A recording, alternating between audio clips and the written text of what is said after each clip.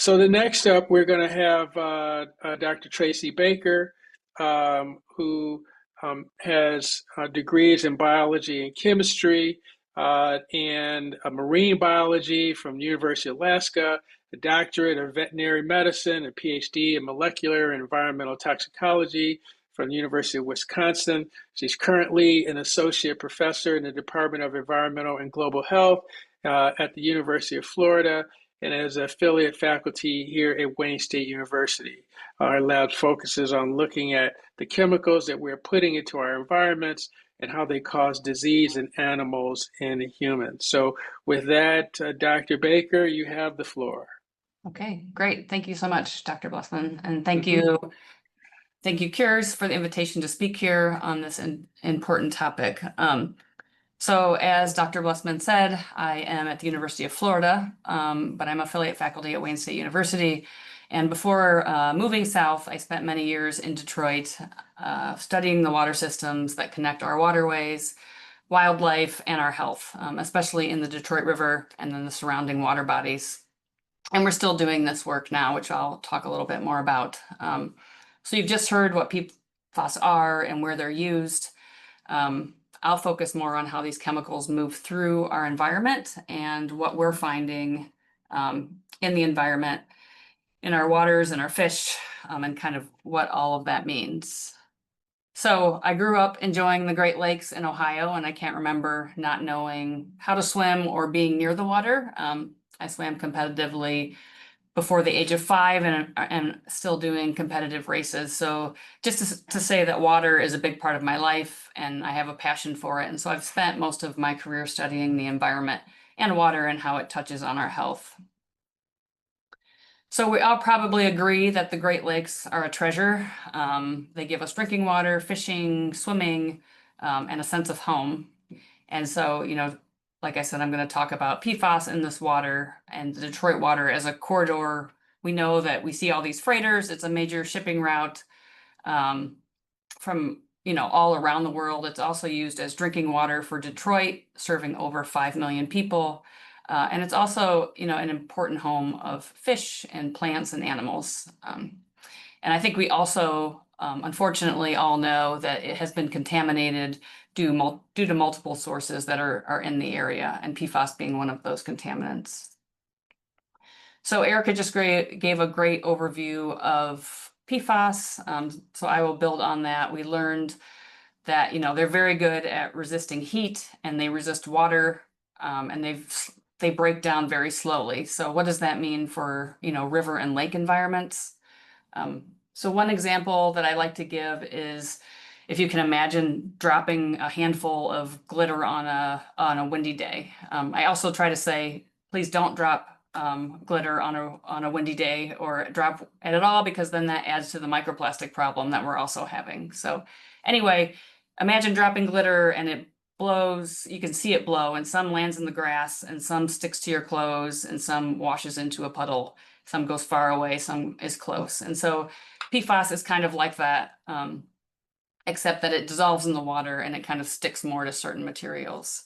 So in several ways, it moves in the air and in the rain. So this image is kind of showing some of that. You have certain factories that are releasing PFAS into the air, and these tiny particles are traveling and falling back into the ground in rain or snow. And then you have wastewater is another huge issue. So PFAS, it comes from our homes, our businesses, and many different industries. And it travels in sewage to these wastewater treatment plants. And then as we were just talking about, most of these plants, are over 100 years old. So they were never made to take out chemicals. They were made to take out germs and solids. And so, our collaborator, Carol Miller's group, has been looking at PFAS traveling through large wastewater treatment plants and showing that the PFAS that are coming in are almost identical, at least in concentration, to the PFAS that are going out. So these are not being taken out, and once they're out of the wastewater treatment plant, then they're going into these rivers and lakes as outflow. And then another part of that is that there are these biosolids that are part of the treatment process that also basically hold on to these chemicals, and certain chemicals really concentrate in those. And some of those are used in agriculture and in other areas where they're kind of spread over the ground. And then you have this very concentrated sludge that's in this process. So we have these older PFAS, the PFOA and PFOS that we were just talking about. So these are these older, and they're called long chain PFAS, and they basically stick in the sludge or biosolids, whereas then there's newer ones because the older ones have been banned, and these are called short chain PFAS, and they are more likely to dissolve in the water and kind of pass through into rivers. So depending on the kind of PFAS is going to depend on where they're moving. So, you know, and some utilities have come up with advanced filters to try to take some of these things out. So that's one way that things are moving. Also storms and overflows, if you have a lot of rain, they can also pull basically the water out of these plants faster or off of the runoff. And so we can also get PFAS in our lakes and our rivers because of that. So I mentioned these longer chain ones, you know, they're kind of sticking around. They're kind of sticking around. They like to stick in living organisms and stick to proteins. So they're more likely to be found in like fish and animals. They also can kind of stick to different like dirt that's in the water, and so they end up more in the sediment. And where these short chain ones are kind of like quick swimmers in that they kind of stay on the surface of the water and are, but they're being, because of that, they're being spread out in multiple, like they basically travel farther, and they're also harder to remove because of that. But both types matter, and they're different, and they just pose different problems. Okay, so our group has been taking samples for the last 8 years in mostly the Detroit River and lakes and waters that flow into the Detroit and St. Clair rivers, also in Lake Huron and Lake Erie. We've collected a number of different things, but mostly sediment, water, and fish. And then in a few places, we've also looked at grass and crayfish and other animals that are in the water. So what we're finding is basically what I just talked about, is that the surface water is a number of these chemicals, but a lot of the short chain PFAS are ending up in that. And then the sediment is kind of like the memory. And so a lot of the longer chain PFAS are ending up in that. And the fish are kind of like these living record books, and they're like sponges, and I'll say in a minute, but PFAS binds to proteins and not fat, and so it can gather in muscle. And basically we're seeing PFOS, which is one of the legacy ones in pretty much every fish that we've looked at. So here you can see kind of all the sites that we've sampled on the length of the project. Sometimes we sample, there's multiple that we sample every year. Some we only sample certain years. We've tried to kind of look upriver of some of these polluted rivers that we know that are coming into the Detroit River and the different lakes. And we've looked into the Rouge River as well. We sampled by land and by boat and by canoe, and you can see by looking at some of these pictures, the water quality and the sediment quality varies depending on where we're at, and some look more clean than others depending on where we're at as well. So that is basically where we've been sampling. Again, we're seeing multiple different PFAS. We are seeing much lower levels in the water than we see in the sediment, because a lot of these are kind of sinking into the sediment. We're also finding much higher levels near industry and near wastewater treatment plants, as well as higher levels in these small rivers and streams that are kind of coming into the larger Detroit River, which has obviously a lot more flow and water that can dilute that.